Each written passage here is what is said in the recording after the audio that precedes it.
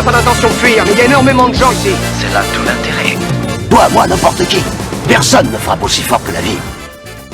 Trois potes qui parlent de ciné sans se prendre la tête, c'est le Tri-Podcast. Bienvenue dans ce 4e épisode et je suis avec mes fidèles acolytes maintenant. Pierre, ça va? Ça va super, Thibaut. Et Victor? Bah ouais, ça va très bien. Ouais. Je commence par directement faire un conflit. Parce que la dernière fois, Victor a dit ouais, The Creator c'est trop bien. Pierre a dit j'ai sous les yeux le message. Je ressors de The Creator un gros pétard mouillé. On dirait un court-métrage de Neil Blomkamp mais en moins bien. Et Victor répond quoi?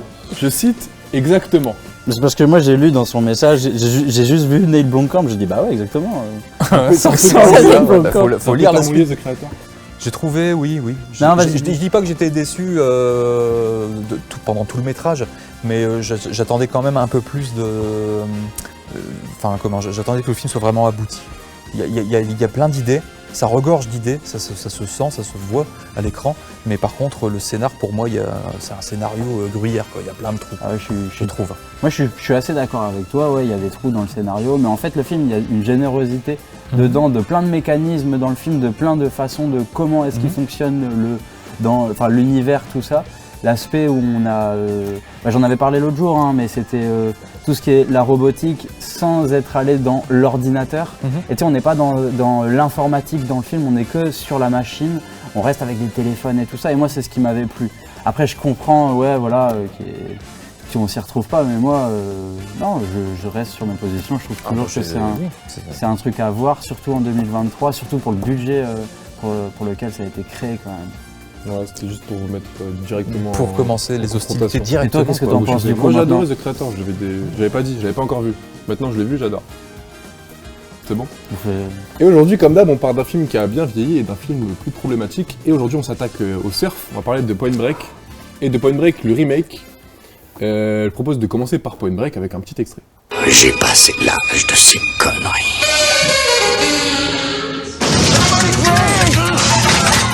We are the ex-presidents. Total commitment. It's a real thin line between life and death. Point Break 1991, également appelé Extreme Limit, réalisé par Catherine Bigelow, et le synopsis, c'est donc Johnny Utah, qui est un agent du FBI, qui est chargé d'enquêter sur un groupe de surfeurs braqueurs, qui va simplement s'infiltrer au cœur des vagues, au cœur de ce groupe de braqueurs. Voilà, Point Break. Pourquoi ça a bien vieilli? Surtout par rapport au fait que le sujet, c'est que le film de 1991 est bien mieux aujourd'hui que le film de 2016. C'est ça l'axe qu'on aborde. Voilà, dont on va parler tout à l'heure. Mais on peut commencer par Point Break, du coup. Qu'est-ce qu'on en pense ici? Moi j'ai plutôt bien aimé. Hein. Moi j'attends de voir de tout ce que tu as à dire sur le film, parce que j'avoue que je connais bien le film en lui-même. Oui. Je connais pas trop le contexte du film, tout ce qu'il y a derrière. Du coup j'ai hâte un peu de comprendre aussi qu'est-ce qu'il est ce film. Attention. Ouais, ok. On peut rentrer dans le vif du sujet tout de suite alors. Du coup, Catherine Bigelow, elle en est pas à son premier film à ce moment-là. Forcément, pour ceux qui connaissent déjà un peu le parcours de cette réalisatrice, elle a été... je vais rien apprendre à ces gens-là. Mais pour les autres, sachez qu'elle a été donc l'ex de James Cameron, qui donc lui est producteur délégué sur le film. Et ça, je pense que ça se ressent sur beaucoup de scènes et d'un point de vue technique. Elle a commencé d'abord comme photographe et ensuite elle s'est très vite intéressée à la réalisation. Et pendant ses cours à l'université, elle a eu, Milos Forman, donc le réalisateur d'Amadeus, Vol au-dessus d'un nid de coucou, Larry Flint, qui a été entre guillemets son mentor, même si elle dit qu'elle n'a pas eu non plus eu l'occasion de le côtoyer pendant super longtemps, mais quand même elle a réussi à tirer des choses de son enseignement quant à la réalisation, quoi. Et ensuite, très vite, elle va enchaîner avec son premier film qui s'appelle The Loveless. Donc c'est un film qui met en scène le premier rôle de Willem Dafoe. Ouais, j'ai vu ce film. Plutôt belle gueule, un peu limite androgyne, etc. Ensuite, elle va enchaîner avec Aux frontières de l'aube, film de vampire, qui reprend quasiment tout le casting d'Alien 2, donc Alien 2 de James Cameron. Et ensuite, elle était connue dans les années 90, donc notamment pour Point Break, mais aussi surtout pour Strange Days, malheureusement un film qui n'a pas trop bien marché au cinéma, qui a plutôt cartonné en vidéoclub et qui maintenant est réhabilité, qui d'un point de vue technique, lui, est vraiment incroyable. Okay. J'en dirais pas plus, je vous invite du coup à le voir, parce que ça vaut vraiment le coup. Et plus récemment, elle a remporté l'Oscar pour Des mineurs. Ensuite, elle était en concurrence avec James Cameron, pour toujours Avatar. pour Avatar la même année. Ouais. Elle lui prend entre guillemets l'Oscar. Et les deux derniers films qu'elle a fait, voilà, donc Zero Dark Thirty et Detroit, Détroit, que j'ai trouvé vraiment, les deux derniers, là, Zero Dark Thirty, Detroit, j'ai trouvé que c'était vraiment des très très bons films, quoi. Donc Point Break. Budget de 24 millions de dollars, qui a rapporté 40 millions au box-office et 43 à l'international. Ouais. Le scénario, donc ça va démarrer, on a le scénariste qui se balade au bord de la plage et qui voit des surfeurs et qui se dit tiens, j'ai dans l'idée de vouloir faire un film de surfeur braqueur. Voilà, tu m'as demandé c'était quoi la genèse du film, ça va pas plus loin que ça. Il les a vus, il les a imaginés en slow motion, il s'est dit je vais faire ça. Non mais ok, que je comprenne bien, ok, mais ok, j'ai bien compris. À retenir, directeur de la photo, Donald Peterman, donc, qui a été directeur de la photo de Men in Black et de Cocoon. Cocoon, Ron Howard, non, années 80, c'est à voir, c'est vraiment très bien. Et aussi, alors il y a un steadicammer qui va opérer sur certains plans, donc en steadicam dans le film, qui s'appelle Jim Muro. Et ce gars-là, en fait, c'est l'homme d'un seul film. Il n'a fait qu'un film dans sa vie, ça s'appelle Street Trash. Alors si vous ne l'avez jamais vu, ça c'est quand même une curiosité, il faut aller voir ce film, c'est vraiment incroyable. Moi j'adore. Vraiment, si tu es fan de gore, tu peux voir ce film sans problème. Et en plus, donc, en dehors de ce film, il a été surtout connu pour avoir fait des plans en Steadicam pour des films comme Maniac Cop, Abyss, Predator 2, Hit, Casino, Titanic, True Lies, Chute libre, L'Esprit de Kane, JFK, Terminator 2 et Danse avec les loups. Donc déjà, ça c'est quand même un bon petit CV comme il faut, quoi. C'est pas mal. Ouais. C'est honnête. La genèse, donc ensuite, une fois que le scénario a été écrit, il a été convenu que Ridley Scott tourne le film au début des années 80. Donc la production a commencé à se mettre en chantier. Johnny Depp et Charlie Sheen étaient pressentis pour les rôles. Excellent. Et donc les décors ont été créés et détruits au bout de 5 mois parce que le projet a finalement traîné et ça n'a pas pu se faire. Et donc il a fallu attendre 4 ans pour que Catherine Bigelow reprenne le projet avec dans les rôles titres du coup Keanu Reeves et Patrick Swayze. D'accord. Voilà. Donc le film, il a mis 4 ans à se faire. 4 ans, depuis le début. Un peu plus de 4 ans, ouais, on va dire. Ok. Oui, c'est ça. On va dire 5 ans, 5-6 ans, peut-être. Comme ça. Ok. Et qu'est-ce qui fait que du coup, le film marche encore aujourd'hui quand on le regarde? Moi, je l'ai découvert du coup. Tu l'as découvert très récemment. Et du coup, moi. Je le connaissais par le biais de Brise de Nice de nom. C'est une sacrée référence. Et du coup, j'ai passé un bon moment. En fait, il y a des choses qui pour moi ont vieilli. C'est surtout les slow motion de surf et tout qui sont pour moi. Je sais pas exactement pourquoi c'est là. Avec de la musique, genre ouais, on surf, c'est tellement cool, mec. Mais je trouve qu'il y a quand même dans l'enjeu, dans la relation entre les deux personnages, du coup Johnny Utah et comment il s'appelle, Body. Je trouve ça super intéressant. Et que ça a bien vieilli, c'est la bromance, comme tu disais, quand on le regardait un peu à deux, tu me disais c'est un film de bromance. Je trouve ça cool. Bah ouais, c'est complètement un film de bromance. Moi je trouve que c'est la 3e fois que je le revois, donc je l'ai revu cette semaine pour cette émission, et j'avoue que moi il y a un truc que je trouve, il y a un truc qui est marrant dans le film, il y a un truc que je trouve fascinant, c'est ce truc de se dire qu'est-ce que c'est d'être cool au cinéma, qu'est-ce que c'est de mettre en scène des gens qui sont dits cool, et en fait ça vieillit vachement mal. Mais je trouve ça vachement intéressant d'avoir ce témoignage de cette époque-là, de se disant regardez, c'est à ce moment-là, ça c'était cool, de surfer de cette manière-là, de s'en foutre, d'être... tu vas peut-être nous l'apprendre, mais il y a un acteur qui est aussi un musicien dans le film, et du coup j'ai l'impression que la sphère Red Hot Chili Pepper, elle est dans le film aussi. Cette ambiance-là. Oui. Donc, du coup, Anthony Kiedis, donc le chanteur des Red Hot Chili Peppers, qui a notamment 2 scènes, donc qui fait un surfeur nazi, si j'ai bien compris. Ouais, un surfeur qui est pas content en tout cas. Ouais, pas content. Il est pas content. Peut-être pas nazi, mais tu peux pas t'empêcher de penser à ce film trauma là qui s'appelle Surf Nazi Must Die. Si vous n'avez pas vu ça, pareil. Moi je trouve que le film il est d'une bonne tenue. Alors on parlera du remake après, mais moi pour le coup, tu vois, les scènes au ralenti au début des années 90, quand ça sort, moi je trouve que ça magnifie vraiment ce que je suis en train de voir à l'écran. Et en plus, tu as la musique de Mark Isham là qui vient glorifier un peu ça.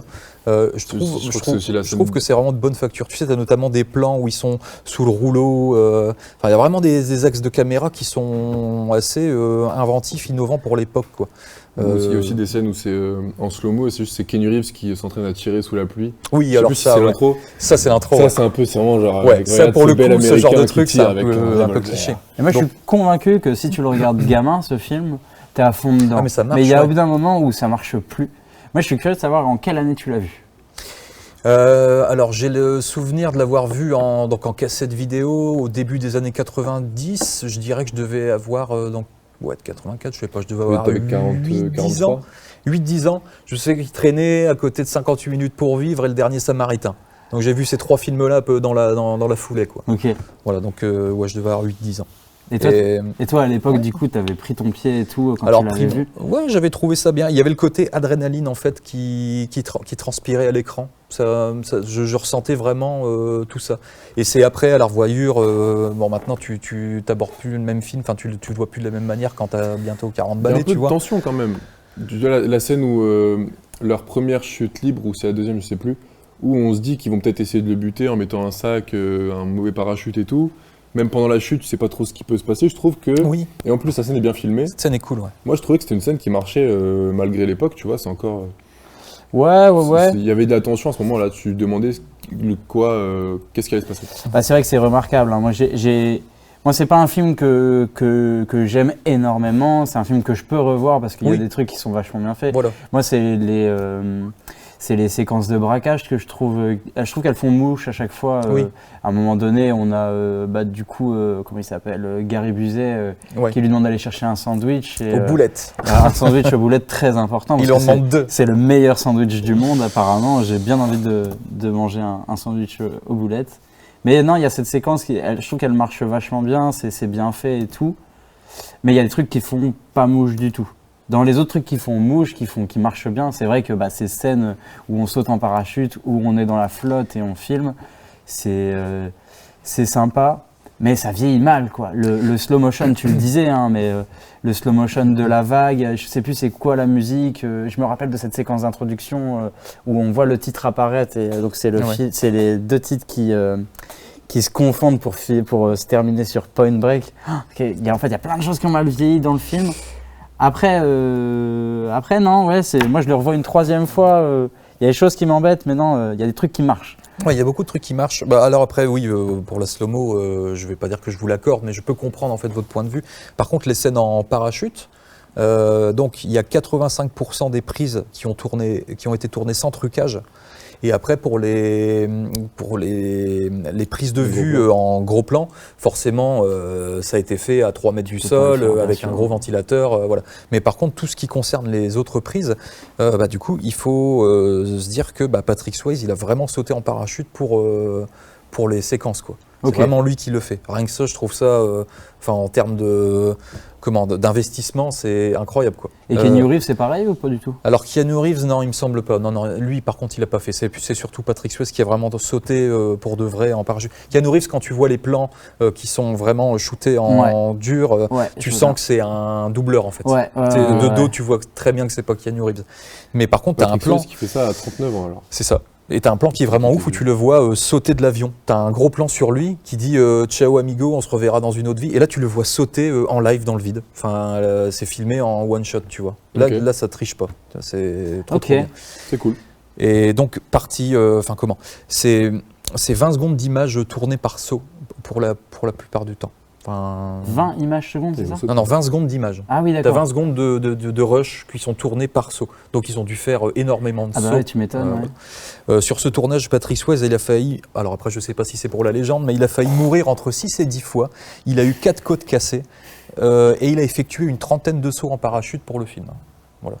Donc t'imagines bien que son manager, son agent, au niveau des assurances, il était un peu tendu, quoi, parce que normalement Patrick Swayze, il n'était pas censé faire toutes ces cascades, mais le mec, il était investi dans le rôle de Body, et je pense que c'est ça, moi, pour le coup, qui me vend le film, et que je trouve beaucoup mieux que le remake dont on va parler tout à l'heure, c'est que là, pour le coup, la philosophie de vie de Body, elle est vraiment, je la trouve noble, et je trouve qu'il dévie pas de sa trajectoire. C'est vraiment, je comprends pourquoi il en vient avec toute sa bande à vouloir braquer des banques et à vouloir casser ce système. Qui Ouais. donc, ça intervient pendant l'ère Reagan, hein, tu vois, donc c'est un peu un gros fuck qui fait à cette politique Même devenu un de Reagan, bodhiste. quoi. Tu vois. Pardon ? T'es devenu un bouddhiste. Pas vraiment, non. Je surfe pas sur les mers du Nord. Moi je surfe tous les jours, Ouais. comme Keanu Reeves à la fin du film. Est-ce que Ah tu oui. surfes encore ? Tous les jours. Tous les jours. Ça m'arrive, ouais. Oui, d'ailleurs, je voulais parler de la fin. Du coup, ça va spoiler forcément. Vous pensez quoi de la fin où ouais, il le laisse mourir dans les vagues et lui, il jette son truc du FBI. On sait pas exactement. Bon, le coup de je suis plus flic, tu vois, cliché, bon, ça c'est un peu l'inspecteur Harry, on Ouais. en parlera peut-être dans une autre émission. Ah, spoiler, on ne sait pas. En fait, le coup de je jette ma plaque pour dire je suis plus flic, tu l'as vu plein de fois Ouais. avant. Donc dans l'inspecteur Harry, tu l'as déjà à la fin du premier. Et puis c'est bizarre parce que dans tout le film, ils essayent de te faire comprendre que justement, il reste flic malgré ses attaches et tout, il reste pro dans tout ce qu'il fait. Et en fait, à la fin, il jette son badge. Oui. Je sais pas, j'ai trouvé ça un peu bizarre. Bizarre. Non, mais c'est une sorte de fin ouverte, fermée, quoi. Je sais Ouais, c'est une bonne façon de terminer. Ouais, je trouve. C'est les sports extrêmement gagnés, tu vois. Ouais, C'est, t'as dit, au final, il va revenir quand? Il va pas revenir. Au final, ça veut dire quoi? C'est qu'il embrasse à 100% la pratique de body, le bodiste, tu vois. Il embrasse cette façon de voir la vie, quoi. Après, moi, je trouve que tout a l'air kitsch, donc il n'y a rien qui marche. Ouais, bah déjà à l'époque, ça l'était un Bah petit peu ouais, déjà, quoi. Il y avait un peu débat sur enfin, ça se voit. c'est un film Ah d'action, bah non, mais mais- avec des valeurs un peu kitsch. Enfin, déjà à l'époque, c'était perçu comme ça. Ah bah Mais ouais. il a quand même, il a quand même traversé l'épreuve du temps, quoi. C'est On en un- parle encore aujourd'hui. Bah, ça reste un film qu'on voit. J'avais lu un truc comme quoi c'était un film quand même qui était vachement coté. Alors je sais pas si ça vous parle, les films pompiers. Les films pompiers, Ouais. Non. les films avec des pompiers. Non. Apparemment c'est des films qui sont très très connus. Ouais. Et qui sont connus de tout le monde, que tout le monde a vu et que tout le monde re-regarde avec plaisir et tout ça. Et il fait partie de cette Ok. catégorie de films. Ouais, ça C'est- m'étonne pas. Hein. C'est un copain qui Ouais, m'a c'est un dit peu une ça. Madeleine, quoi. Ouais, bien sûr. Et du coup, bah, moi, comme tu le disais tout à l'heure, mais Point Break, moi, j'avais d'abord une idée du film Mhm. à travers d'autres films. Parce qu'il y a plein de films qui en parlent Bah, de il Point Break. y a Hot Fuzz, Il y a Hot Fuzz, il y a Brise de Nice. il y a La Cité de la Peur Il y a qui La va Cité de la reprendre la Peur aussi, course-poursuite à pied d'ailleurs, qui est excellemment bien filmé à la caméra épaule. C'est le gros morceau de point bravoure du film, positif. quoi. Trop bien. Puis J'adore c'est- le lancer de chien en Le plus. montage- donc, ouais, le lancer de chien. Le lancer de chien est incroyable. Et donc dans Brise de Nice, forcément, c'est un. Alors là, c'est même plus un clin d'œil, c'est Bah, un hymne d'amour. Ouais, c'est au sa film, ref. quoi. Il a su Mais tout c'est faire. marrant parce que quand tu vois Brise de Nice avant Point Break, t'as l'impression que le plan de fin de Brise de Nice, donc désolé de spoiler Brise de Nice pour ceux qui l'ont pas vu, hein, mais à la fin de Brise de Nice, t'as Brise on voit une silhouette sur une énorme vague qui arrive à surfer sur cette énorme vague et ça sonne la fin du film. Et du coup, moi je pensais que c'était le plan de fin de Point Break. Et du coup, en le revoyant, je me suis redit, ah mais non, ça c'est dans Brise de Nice, c'est pas dans Point Break. Du coup, On pourrait faire une mission sur Brise de Nice 1 et 2. non, Parce que le 3, non, c'est le 3 Non, parce que ça le 2 va il l'a aller. cassé. ça va aller, je ne serai pas là ce jour-là. C'est génial.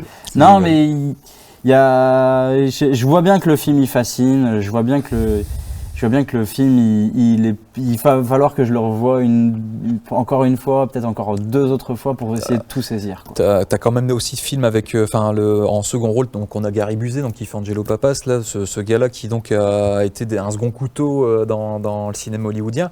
Donc c'est lui le méchant de L'Arme Fatale 1. Il joue un rôle aussi dans Predator 2.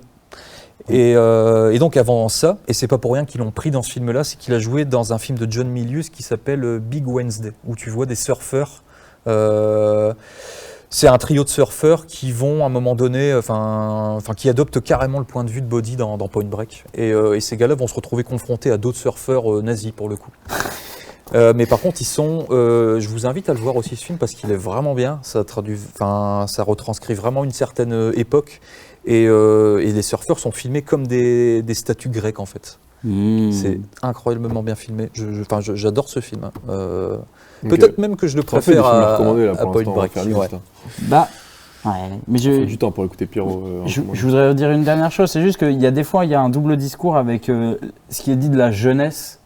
Et je trouve qu'il n'est pas toujours évident à comprendre aussi dans Point Break parce que les surfeurs sont vus comme les jeunes.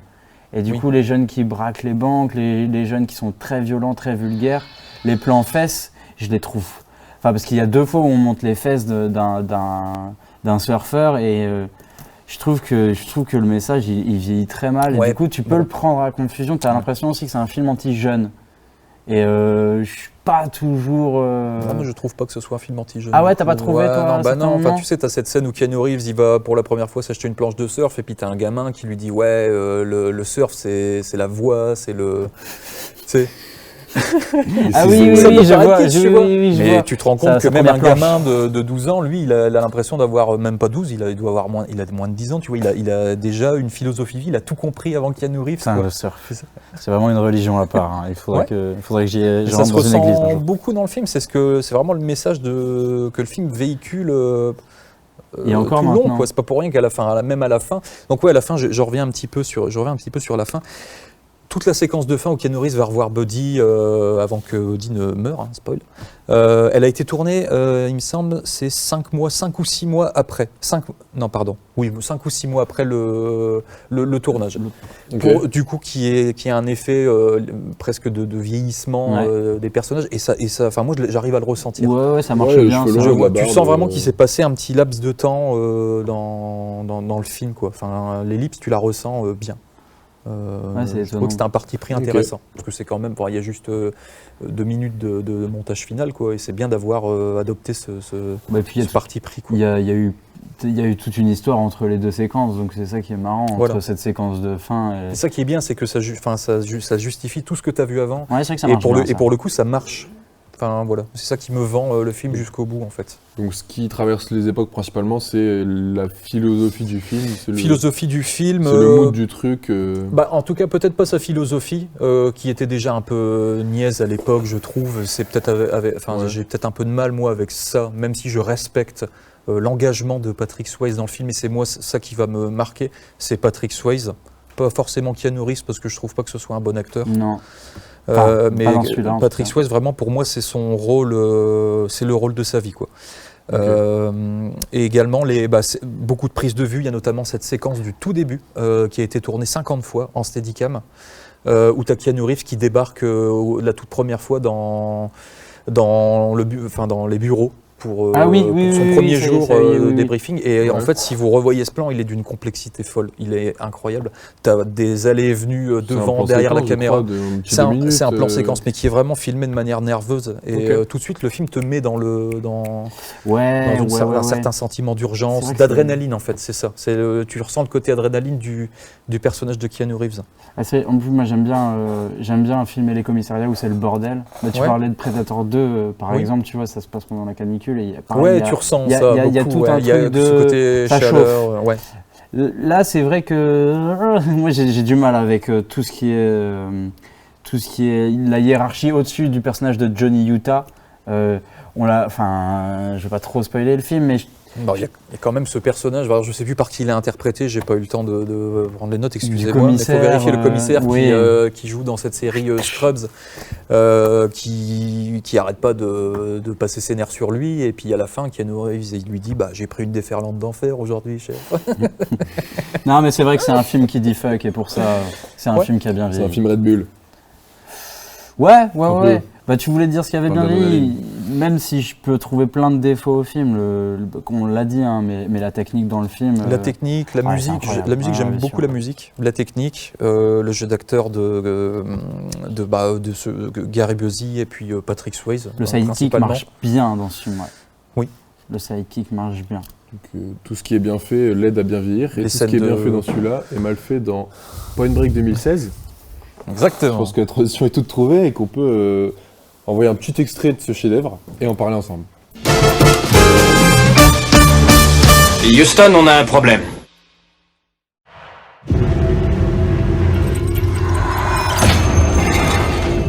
What kind of people are we dealing with here? A set of perps with a very unusual skill set. Utah, I need a theory. Point Break Remake sorti en 2016, réalisé par Erickson Core qui a fait le reboot de la série MacGyver en 2016, qui a un franc succès. Je vais pas me Et faire scénarisé par Kurt Wimmer qui a scénarisé le remake de Total Recall. Donc c'est des mecs qui font des remakes, qui ont fait un remake ensemble. Le synopsis, Oh, je c'est l'ai pareil, c'est un mec qui fait de la moto extrême, son pote meurt et du coup il devient agent du FBI et il faut qu'il enquête sur des braqueurs. Du coup, il s'infiltre et c'est génial. Hein. C'est un beau film. Ouais, c'est cool, ouais. C'était catastrophique. Il y a eu 28 millions de recettes pour 105 millions de budget. Donc ils ont fait un quart du budget. Ok. Ça donne des frissons. J'ai noté ce que j'ai bien aimé, si tu veux. Une liste de 1 point. C'est quelques scènes de sport extrême, notamment le snowboard. Moi, j'ai trouvé que c'était un peu cool visuellement. Et les points négatifs, c'est tout le reste. Donc, Ce qui est pas mal. Ça fait On peut beaucoup de commencer minutes. par déjà l'image que ça renvoie des sportifs extrêmes.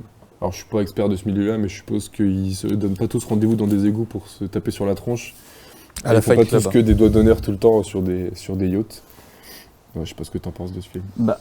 Bah, ça a été je vais pas dire que j'ai abordé ça comme un nanar, mais je savais déjà ce que j'allais voir parce que le film, il avait déjà essuyé des casseroles. Enfin, au moment où il est sorti, j'avais entendu dire que c'était vraiment pas bien. Et donc, pour cette émission, j'ai regardé le film et quelle ne fut pas ma surprise au bout de 15 minutes où je me suis ennuyé à mourir, quoi. Enfin, mais vraiment. Déjà, il y a cette scène d'intro où on essaye de te vendre... Comment on essaie On cherchait de l'empathie. avec Ouais, le voilà, personnage, c'est ça. mais marche Avec pas. deux fous furieux qui veulent faire des vues YouTube en prenant tous les risques possibles, inimaginables, et forcément, tu te doutes qu'un des deux mecs va mourir, et il meurt. Mais c'est tellement mal fait, c'est grotesque, quoi. Enfin, je croyais pas ce que je voyais, et je me dis oui, en fait, ils ont voulu faire tout bêtement un remake de l'intro de Cliffhanger, qui pour le coup est peut-être la meilleure partie de Cliffhanger, c'est son intro. En plus, quand tu vois cette séquence je parle vite fait Cliffhanger et je reviendrai sur Point Break, mais t'as la star, t'as Stallone. Et tu te dis, il peut rien arriver à tous les personnages qui sont avec Stallone pendant cette scène. Mhm. Et quand la chute, quand le cordon commence à lâcher, là, t'as une fille qui est suspendue et qui essaie de passer d'un endroit à un autre via un câble, par un treuil. Là, ça lâche et tu ne t'attends pas du tout à ce que ça arrive. Et en plus que son personnage meurt, elle est rattrapée par Stallone et au dernier moment, son gant il glisse. Et puis voilà. Ça, au cinéma, j'avais vraiment pris une claque. Quelle autre manière de démarrer un film d'action. Mais alors là, pour le coup, c'est shooté, mais en beaucoup moins bien. Déjà, t'as pas un plan qui dure plus de 2 secondes dans le film, 2-3 secondes. Enfin, c'est indigeste au possible. Ça m'a fait penser à la manière de... Tu sais, l'image à une série policière, mais... Ouais. Tu sais, un peu un téléfilm, quoi, dans l'image. C'est pas beau. Déjà, il y a l'utilisation du filtre vert pour les scènes d'intérieur, mais même pour certaines scènes d'extérieur, ça, Un filtre vert. Ouais, filtre vert. Parce que je tiens à préciser, j'ai pas vu le film, moi j'avais pas envie de me le taper quand j'étais, en 2016 quand il était sorti au cinéma. Et là même pour, il pue, il pue le mauvais film, il pue, on tire sur la corde, on appelle Point Break. Je suis même pas sûr que finalement. Ça ressemble vraiment à Point Break le mais premier. Non, même pas tant. Ben non, du coup, et je me demande si, en fait, ils se sont pas dit d'abord, on va faire un film, enfin même pas un film, un documentaire sur tous les sports qu'on peut filmer. Ouais. Et une fois qu'ils ont filmé tout ça, ils se sont dit, peut-être qu'on devrait appeler ça Point Break et puis rajouter une intrigue avec des policiers. Enfin, moi, c'est vraiment le sentiment que ça me donne quand je vois ce film, parce que tous les sports sont représentés. Hein. C'est limite s'ils font pas de la pétanque à un moment donné, tu vois. Enfin, c'est de la pétanque extrême, pourquoi pas. Mais t'as vraiment, le gros point commun avec Point Break, c'est les deux personnages principaux, du coup, qui sont les mêmes. Il y a un policier et un mec qui fait du sport extrême, et ils vont forcément se lier un peu d'amitié. Et il est lié au surf, ce personnage, ou en fait, le truc, c'est qu'il y a j'ai oublié le nom. Il y a les 8 choses de quelqu'un qui a créé ça. J'ai oublié son nom. Et c'est donc, faut faire une chute libre, faut surfer la plus grande vague, etc. C'est une liste, et apparemment, quand tu fais ça, t'es au nirvana, tu vois. Les 8 commandements, quoi. C'est un peu extrême, quoi. Et ce mec-là veut faire ça. Et du coup, ils savent faire du surf, ils savent faire du wingsuit, ils savent faire du saut en parachute. Du free solo. Ils savent faire tous les sports extrêmes, de l'escalade à main nue. Du free solo. Du coup, on n'y croit même pas, parce que je veux bien rencontrer l'humain qui sait faire tout ça à la fois, tu vois. Voilà, surtout ce flic qui débarque de nulle part et qui sait faire ça. Parce qu'au début, on te le présente comme un mec qui sait faire de la moto, où tu dis, bon, ok, d'accord, ça va peut-être servir pour après. Mais en fait, non, pas du tout. Donc il s'enrôle là avec cette bande de... C'est même pas un film. Et l'autre... ça ressemble même pas à un film. Ça ressemble pas à un film, en fait, non. Et on spoil. Du coup, l'antagoniste, si on peut dire que ça comme ça, ils sont une bande de 4-5. Et il y en a souvent qui meurent de ses potes, et il en a rien à foutre, quoi. Ouais. Genre, je crois qu'il y a son frère, et c'est vraiment des bons potes. Et souvent, il meurt, ils sont en mode, ah, mais il est trop chiant, vas-y, on enchaîne. Mais Il y a rassurez-moi, rien par rapport à ce mec-là. on rigole pendant le film quand même un petit peu. Tu rigoles de la je suis pas nullité sûr. en fait de beaucoup de séquences et puis des fois c'est juste affligeant quoi. Mais il y a certaines fois où tu dis wow, le cliché. Tu sais, enfin il y a une scène de course-poursuite à un moment donné après un braquage moto. Déjà le premier braquage, ils font un braquage dans une banque en moto. Les mecs ont pour idée d'aller dans la banque en moto. En moto. Ouais, en moto. Donc ils braquent la banque en moto. Et après de là, ils font un saut. Donc ils traversent une vitre en moto et finissent en parachute, tu vois. Donc tu dis bon, allez, ok. Qu'est-ce que tu vas nous donner après Oui, c'est comme enfin, déjà, je crois pas du tout à ces scènes. Et puis encore une fois, c'est monté vraiment. C'est monté avec les pieds, quoi. Enfin, comment aucune spatialisation, tu vois. Ouais. On a parlé ici de Piège de cristal, par exemple, et de tout ce que McTiernan il a apporté au cinéma d'action, notamment au niveau de la spatialisation. Mais alors celui-là, c'est l'exemple parfait de tout ce qu'il ne faut pas faire en termes de cadrage de scènes d'action. Et pourtant, ce réal, c'est con parce que j'ai regardé dans ce qu'il avait fait avant. Togo. Il a été directeur de la photo surtout, en fait. Et il a été directeur photo pour le premier Fast and Furious. Mhm. Pour 187 codes meurtres de Kevin Reynolds, ça c'est avec Samuel Jackson, qui est un hommage plus ou moins à Voyage au bout de l'enfer, mais Ok. ça reprend les codes et puis ça les transpose dans un lycée à problème. Il a été aussi chef-op de Payback, un film que je kiffe, avec Mel Gibson, un revenge movie. Ah Qui est sorti au milieu des années 90. Et malheureusement, chef-op de Daredevil, avec Ben Affleck, notre Ben Affleck national. Mais c'est bien que tu parles du réel parce que j'allais en parler. Ça se sent que le premier Point Break c'est réalisé par une femme et celui-là par un homme. Oui. Parce que déjà dans le sens où le deuxième là, tu vois, ils sont sur un yacht avec plein de filles en maillot de bain et il y a des plans sur les fesses, il y a des plans sur les filles en maillot de bain. Oui. Et c'est Ouais. utile à aucun film de l'histoire. C'est vrai. Et dans le premier, tu vois, elle le fait pas parce que il y a des gens en C'est maillot de bain et la seule scène comme ça, c'est les mecs qui jouent au rugby torse nu quoi. Ouais, Ça ouais, me ouais. dérange pas, tu vois. Bah, c'était l'idée de bromance que je t'avais dit, tu sais, c'est un peu. Ouais, mais Il y a cette séquence où ils arrêtent pas de parler de surf, de danger, de machin et tout ça. Et t'as l'actrice du coup du film du premier Point Ouais, Break. du premier on Point parle, Break, hein. ouais. Et- Gary Busey, je crois. Non, l'actrice. Gary Oui, pas du Busey, tout. c'est le sidekick. Mais je ne sais même plus comment son personnage s'appelle non plus, mais en tout cas, il y a cette séquence où il parle de sport, un peu de force, de machin, et elle dit bon, bah, je vais laisser. Ouais, il y a trop de testostérone. Ouais, il y a ici. trop de Oui. testostérone ici, je m'en vais. Et c'est du coup, je trouve que le film, il est quand même assez mascu quand même s'il est fait par Catherine Bigelow. Je trouve que le film, il pue le mec, tu vois. Et c'est un peu ce qui me dérange aujourd'hui avec Point Break, et ce que je trouve Ouais. qu'à certains moments, ça va pas. Bah là, pour le coup, tu devrais avoir le personnage féminin bah, ça a l'air cool. qui remplace l'actrice là dont on a Ouais, pas elle le sert nom de juste prénom. à... Elle est elle juste sert là. juste à être une voilà. femme. Elle a, je sais pas, elle doit avoir 4 ou 5 scènes avec lui. Tu la vois jamais parler. Et à un moment donné, elle meurt. Donc tu dis, bah, Oui. ok, mais j'ai pas Et pu quand elle est là, m'attacher c'est à ce juste pour personnage, pour tu qu'ils vois. couchent ensemble, pour C'est qu'ils s'embrassent. Je crois qu'ils discutent Voilà. même pas, je crois. Ils discutent quasiment pas du tout, quoi. C'est vraiment un truc de ouf. Mais il sert à quoi ce film? Comment ça se fait qu'il Ce film ne sert à rien, en fait, techniquement, mais Et il vraiment. y a James Legros dedans qui joue un braqueur dans l'original, qui joue un agent de FBI dans celui-là. Et c'est un petit clin d'œil qu'a mais refusé oui. Keanu Reeves, C'est qui m'a vrai. proposé. Et il a Et eu ouais. le pif de dire... pas convaincu Ouais, du le projet, pif. les gars. Ouais, je sais pas. Bon, mais il aurait pu sûrement prendre un gros billet, vu qu'il y a 105 millions de budget, tu vois, il aurait pu faire un caméo. Et du coup, tu disais qu'il était rentré que à un quart dans ses frais. Ouais, Non, 28 mais millions de vraiment le recettes pour bide 105. de fou, quoi. Et du coup, c'est problématique parce que c'est comme on vient de dire, un remake pas utile qui apporte rien de nouveau. Non, là, comme la plupart des remakes. Comme beaucoup de remakes, on Comme peut en beaucoup. parler du coup des soucis des remakes en 2023. On refait des choses qui existent en moins bien. C'est ça. Pourquoi faire? Est-ce qu'il y en a des biens quand même? Bah pour le blé, hein. Bah, Moi, ouais. je vois pas d'autres. Et puis, d'après ce que je comprends, on reprend surtout le nom là, donc vraiment ça Ouais. s'attribue C'est ça. le titre de remake, Ouais. mais en fait pas du tout. Non, là pour le coup, c'est vraiment une escroquerie. Et là, c'est un des rares exemples à vraiment de pas du tout.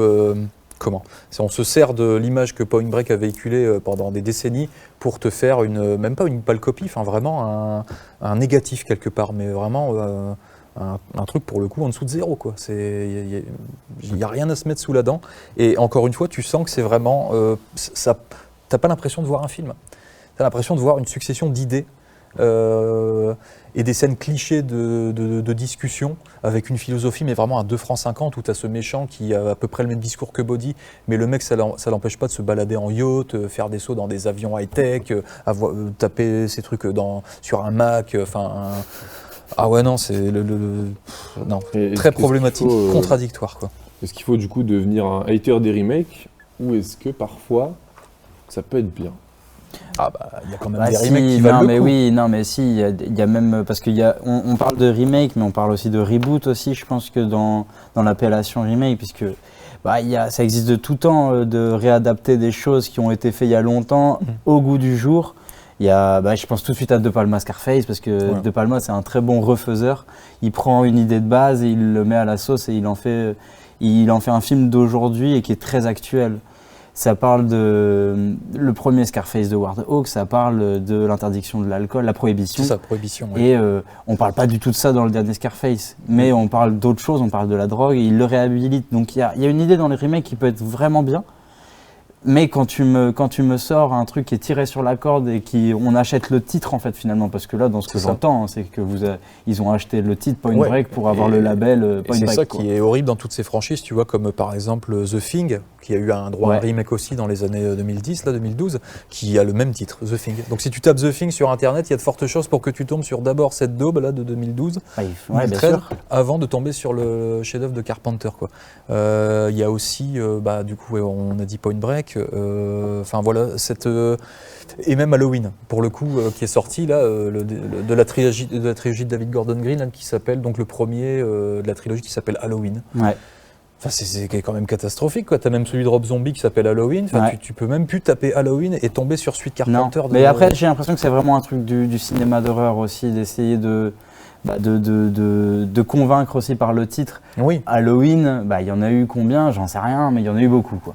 Voilà. Et après, pareil, tu parles du remake de Rob Zombie. Moi, je trouve qu'il est intéressant à voir celui-là parce que c'est encore une fois, c'est une autre manière de le voir. Et comme on est sur du cinéma d'horreur, on n'est pas sur un cinéma qui doit forcément, enfin, je vais te dire des gros mots, hein, mais qui doit pas respecter à 100% l'œuvre Oui, et bien essayer sûr. Oui. de se dire on l'a refait. Sinon, tu te remets à faire le remake de Psychose, là, de Gus Van Sant, donc qui a fait un remake Oui. de Psychose, J'ai pas vu. où c'est vraiment plan par plan, à quelques exceptions près, tu vois. Mais il a voulu faire un exercice de style où il va s'amuser à refaire tous les plans de l'original, ce qui ne sert strictement à rien quand tu vois le film, quoi. Ah Tu ouais, dis, toi tu trouves que ça sert à rien? absolument à rien. Non, Ah ouais, je ok. trouve. Puis c'est beaucoup moins bien joué, il n'y a pas le charme du noir et blanc qu'il pouvait y avoir dans le film d'Hitchcock. Enfin, c'est le Norman Bates, enfin Anthony Perkins, qui est quand même beaucoup plus convaincant que Vince Vaughn en Norman Bates, quoi. C'est assez La problématique. difficulté, ce serait dans les remakes si t'en as plein devant toi, de différencier ceux qui sont faits parce qu'il y a des nouvelles idées, une intention de faire quelque chose d'intéressant, et ceux qui sont faits parce que la franchise marche bien, du coup on peut faire beaucoup d'argent. C'est ça. Tu vas avoir des remakes malhonnêtes. T'en as cité plein. Où, Tu en fait, veux du coup, qu'on c'est difficile de savoir si on a envie d'en regarder, lequel choisir en fait, parce qu'on peut pas savoir avant de le voir. Il faut peut-être s'intéresser d'abord à ce qu'a fait le réalisateur, et puis après, c'est une chance sur deux, quoi. Sinon, Mais il peut y avoir des bonnes surprises. Hein. Sinon, il faut écouter des podcasts qui en parlent pour te dire ce qu'il faut Voilà, aller des regarder podcasts ou comme pas. le nôtre, Ouais, comme exactement, notre ouais, podcast. exactement. Podcast sur internet disponible, Tripix. Production. Peut-être un exemple à vous citer d'excellents remakes. Donc, il y a LA Takedown. Donc, LA Takedown, en fait, pour ceux qui ne savent pas, c'est les prémices de Hit. Donc LA Takedown, c'est un film qui a été fait à la télévision, pour la télévision, par Michael Mann, tourné dans les années 80. Donc Michael Mann, il avait déjà cette idée de vouloir faire un film grandiose, de très long. Mais comme il n'avait pas les budgets à l'époque, il a malgré tout fait une version raccourcie de ce qu'allait devenir Hit dans les années 90, quoi. Et rien que de faire le comparatif, mais vraiment il n'y a pas photo, si j'ose dire, parce qu'en plus, sans jeu de mots, même si pour le coup c'est vrai, parce que la photo de Hit elle est quand même beaucoup plus elle est magistrale Ouais, par c'est rapport cool. à ce que vous voyez dans les takedowns, mais les takedowns ça reste quand même à voir pour tout le reste. Pour, pareil, la philosophie de vie de Neil, il me semble, le personnage de De Niro. Ouais. Je J'ai plus son nom en D'ailleurs, tête, mais De Niro. ok. Micro-débat Oui. par rapport à Hit. Moi j'ai un truc, je sais pas pourquoi. J'ai envie que les deux acteurs s'inversent dans les rôles Je sais pas ce que vous en pensez. C'est Tu vois plus Al Pacino ravi, en braqueur de banque, toi? Moi, quand je le regardais, j'avais envie que ce soit l'inverse. Je sais pas, j'ai trouvé que les acteurs collaient mieux aux autres rôles. D'accord. Ah C'est un ouais. pur avis très subjectif qui est venu dans ma tête comme ça. Ok. Voilà, c'est tout. Tu peux revenir sur tes Merci. remakes. Non, je pense qu'ils sont bien à leur place.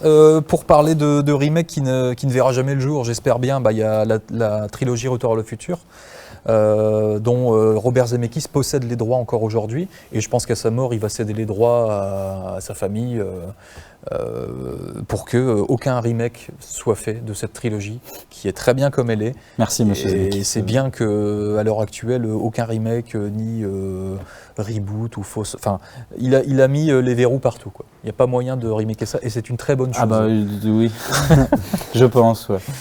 Même si un jour, tu vois, on me propose un Marty McFly qui est bien fait, encore une fois, si on essaye de faire quelque chose de bien, moi je suis pas contre de reprendre une idée, une histoire, quelque chose et essayer de te le remettre dans le goût du jour, parce que je trouve que c'est sympa aussi d'essayer de faire des films à son époque, parce que ça montre aussi pas mal de l'époque dans laquelle ça a été tourné. Et du coup, ça peut être pas mal. Il y a des réalisateurs qui remakent leurs propres films. Par exemple, je vois Nolan, il fait son film de sortie d'études, il s'appelle The Following. Following, ouais. Et finalement, ça reprend le même concept et un peu la même histoire que Memento. Et du coup, quelque part, il reprend son film, il en fait un remake. Et je trouve que l'exercice, il peut être pas mal. Il y a beaucoup de réals qui adaptent leur court-métrage en long-métrage aussi. Donc, il y a une belle idée dedans, mais quand il s'agit de thunes, effectivement, là, faut fuir, quoi. C'est ça, parce que le risque, c'est pas qu'on en fasse de plus en plus parce qu'on a plus d'idées et qu'on sait que ça va marcher comme De toute façon, les idées Hollywood, il y a bien longtemps qu'ils en ont plus. les Jurassic World, ils en refont 3 ça. sur le dos de Jurassic Park. Est-ce que c'est nécessaire, tu vois Je ou- pense pas, Oui. non. Enfin, après, c'est fait pour Oui, plaire oui. au public d'aujourd'hui qui, Des sortes de lui, va suites peut-être trouver son forcées, en compte, fait. tu vois, mais... Dès qu'un truc marche maintenant, on a peur parce qu'on sait qu'ils vont en faire 4 en fait et que ça va Mais faire Ouais. c'est marrant que tu dis Jurassic World comme ça, parce qu'en fait, Jurassic World, le 1, il critique son film dans le film.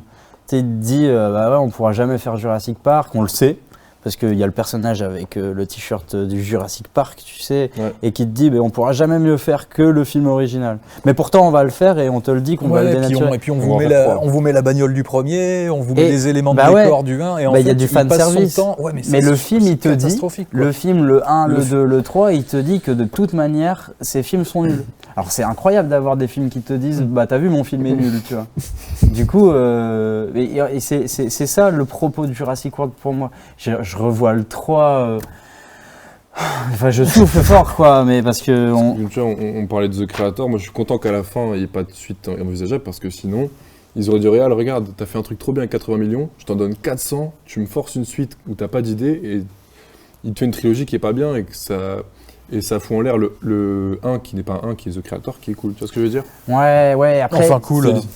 le remake après je Ouais, trouve mais tu vois, le cinéma, c'est aujourd'hui où je me dis à chaque fois que je vois un truc cool, même une série qui marche bien où il y a une saison qui est scénarisée, je me dis bah ils vont en faire 8. Ouais, tu peux t'attendre à ce qu'il y ait une Ils vont suite, en faire 8 et c'est surtout chiant si elle parce rapporte qu'il- de l'argent, quoi. Parce que c'est pas prévu, tu vois. money. Ouais. Mais le remake, il s'attaque quand même aussi à des films qui sont cultes. Et c'est là où c'est un remake, je pense, qui porte son nom.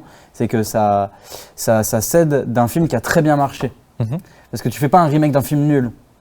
Ça n'existe pas forcément beaucoup. Ouais. Enfin, moi, j'en ai pas en tête beaucoup. Bah, après, il y a La Mouche, par exemple, qui pour le coup est un remake de La Mouche Noire, Mais tu me que l'apprends, j'ai vu et que j'ai... Ouais, ça a quand même un peu vieilli, quoi, même beaucoup. Enfin, ça n'a rien à voir, les deux films sont pas comparables. Celui de Cronenberg est beaucoup plus viscéral et je trouve qu'il surpasse l'original, mais de loin, quoi. Enfin, Ah, mais vraiment. je savais même pas que La Ok. Mouche, c'était un remake Ah, d'un ok. film. D'accord. Ok. Bah, tu vois, on en apprend toujours, tous les jours. Il y en a beaucoup. Voilà pour les remakes. Pour les remakes, notre ouais. avis assez partagé. Mais pas sur Point Break. Bah, il faut continuer d'aller en voir parce que je pense qu'il y a toujours quelque chose de bon à prendre dans un film. Bah, par quoi qu'il curiosité, arrive. mais il faut Ouais, quand même c'est y ça. aller d'un œil plutôt... Faut pas tirer sur la corde. faut plutôt être méfiant en rentrant dans la salle, hein, parce que moi, les remakes, je m'attends à chaque fois à de la daube. Hein. Quand Robocop est sorti, je pensais... Oh si, Robocop, tu rigoles, attends, Robocop? Oh non, c'est pas Avec possible. Gary Oldman, il me Ouais, semble. Gary Oldman qui joue dans tous tes films Il préférés. y a tu des vois. séquences qui fonctionnent. Il y a des Allez, il y a peut-être une séquence, tu sais, où tu vois le Robocop dans Ouais. son... Ouais. juste l'endos... Enfin, Ouais. que le visage. Et le reste qui s'assemble. Il y a que ça qui m'a vraiment Ah ouais, moi, surpris. Mais sinon, la principale qualité du premier Robocop, c'est toute la violence et toute la critique avec ces fausses, ce journal télévisé là, truc que tu ne retrouves pas dans le Robocop, le remake, qui est aseptisé au possible, qui est vraiment, enfin, je sais même pas si c'est interdit au moins de 12 ans, mais il me semble qu'il est tout public en plus.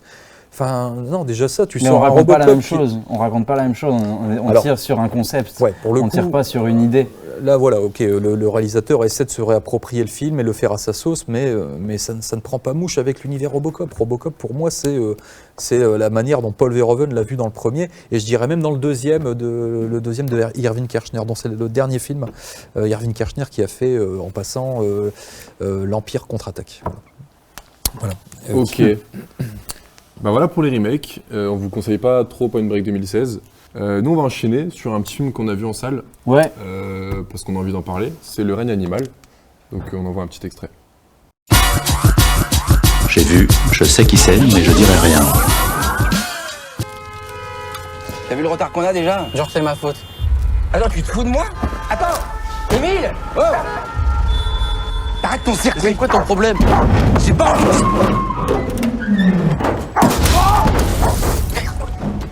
Le règne animal, réalisé par Thomas Caillet. Donc on l'a vu avec Victor, on va essayer de convaincre Pierre et vous d'aller le voir. Donc on va vraiment pas spoiler dans cette partie. Si on spoil, on coupe, promis. Le règne animal, du coup... Bah, je vais pas trop en dire. Je vais pas vous parler du synopsis et du pitch du film parce que ce serait faire un énorme spoil, parce qu'il y a... Ouais. Faut savoir qu'il y a une... Enfin, moi, je pense que quand on a vu la bande-annonce, il y a une véritable surprise quand on arrive devant ce film. Première séquence, on est dans des bouchons. La première réplique, je crois, c'est « Mais quelle journée de merde !» Et là, on est tout de suite dans l'ambiance, dans un film qui va nous emmener loin, qui est rare à voir en France, je pense. Même, c'est un cinéma de genre, donc moi j'adore, on adore, tout le monde adore. Le film a été adulé par toutes les critiques. J'ai vu personne me dire que le film était mauvais. Moi, j'avoue que j'y allais, quand tu me dis qu'un film est génial, j'ai envie de dire qu'il va être mauvais. Et là, bah, je me suis fait avoir comme tout le monde. Non, le film, il est incroyable. Je pense que tout le monde doit aller le voir. Je vais essayer de pas trop spoil. On suit l'histoire de Romain Duris, qui est le papa de Paul Kircher. J'ai pas les noms des personnages en tête. C'est pas Thomas? C'est peut-être Émile. Émile, le personnage de l'enfant, et il se passe des choses dans son monde, et l'univers est super bien fait. On y est dedans direct. Tous les acteurs sont... Ce que je te disais quand on en parlait, c'est que le seul truc qui aurait pu pêcher au film, ça aurait été la médiocrité des effets spéciaux, parce qu'il y en a qui sont importants. Ouais. Et je trouve que non, au contraire, c'est très bien fait. Et, toutes les... En tout cas, c'est bien amené. Les créatures qu'on voit dans la bande-annonce, donc on peut dire qu'il y a des créatures, elles sont super bien faites en fait, je trouve. Bah, et parce que tu sais, tu aurais pu dire ouais, c'est un film peut-être français qui a pas peut-être un budget de ouf, ça va être kitsch, et non, vraiment ça marche, on y croit de ouf. C'est marrant parce que c'est un film qui aurait pu être tourné il y a 10 ans. Et en fait, on te le montre maintenant parce que finalement, tout ce qui est... Enfin, j'ai l'impression que tout ce qui est effets spéciaux dans le film, on aurait pu le faire il y a longtemps puisque ça reste du maquillage. Ça reste, on va très peu dans l'imagerie 3D, ouais. Et du coup c'est un véritable régal, et surtout comment c'est montré, comment c'est tourné, les valeurs de plan qui sont choisies dans le film il y a une séquence moi c'est la séquence dans le centre commercial, il y a une petite course-poursuite, je trouve que c'est vachement bien montré, c'est vraiment, c'est bien montré en fait, et des fois tu as l'impression de regarder un film américain mais tourné en France, et tout marche. Romain Duris, moi, c'est pas quelqu'un que j'aime beaucoup. Et dans le film, je trouve qu'il remplit bien son rôle de père un peu avec des idées un peu arriérées et qui se dit, lui, rebelle de cette société. Et c'est marrant. Enfin, il y a plein de choses dans le film qui font écho. Moi, je pense qu'il faut courir aller le voir. Le film, il marche vachement bien. Le bouche à oreille marche vachement bien. Je pense que c'est l'un des meilleurs films que j'ai vu de l'année. Je pense que vraiment, et peut-être même, je vais m'en rappeler souvent, enfin je vais bien m'en rappeler de ce film, je compte aller le revoir plusieurs fois au cinéma. Je sais pas ce que toi tu t'aimerais rajouter. C'est aussi, au-delà de l'histoire qui est hyper prenante, hyper importante, ça parle aussi de justement un père avec son fils où c'est l'adolescence, où tu vois, une de secondes lectures, c'est que Et bah tu changes à cet âge-là, t'es peut-être isolé d'un certain groupe, tu te rapproches d'autres, etc. Adolescence. Et ça c'est hyper bien, ça crache du film, enfin j'ai trouvé ça très beau. Et bien joué en plus, il doit pas être vieux l'acteur, il doit avoir 15, 16, 17, je sais pas. Et il est super bien. Et ses camarades aussi, c'est pas si mal, parce que souvent, parfois les enfants qui jouent, c'est chiant, les ados qui jouent. Moi, c'est pas de leur faute, mais c'est pas leur métier. Comme tu dis, il y a une ambiance, parce que je trouve que le groupe d'ados, il marche vachement bien. Ils sont tous, t'as l'impression qu'ils sont tous fatigués à cause des hormones. Et du coup, tout fonctionne. Tout fonctionne, les moments dans le lycée, les moments où ils sont entre jeunes, bah, ça marche bien, c'est frais, c'est une nouvelle façon de faire. J'ai envie d'en voir 50 des films comme ça en France. Mais là, pour l'instant, il n'y en a qu'un. Et je pense que, vu qu'il a bien marché, c'est dommage qu'on ne puisse pas en parler en détail, parce qu'il y a vraiment des trucs à parler qui sont vraiment... Il y a des trucs qui ne marchent pas dans le film. Il y a des séquences qui sont un peu longues, et je trouve qu'il y a les dernières 20 minutes, moi, elles sont un peu longuées pour moi. On fait beaucoup d'allers-retours, mais c'est pas grave, parce que, en fait, finalement, il y a tout un univers qui est là, quoi, et ça marche. Il y a un discours sur la famille qu'on n'a pas souvent l'occasion de voir au cinéma, qui est là dans le film, qui est cool, qui fait plaisir à entendre, des chouettes décors, une musique de fou.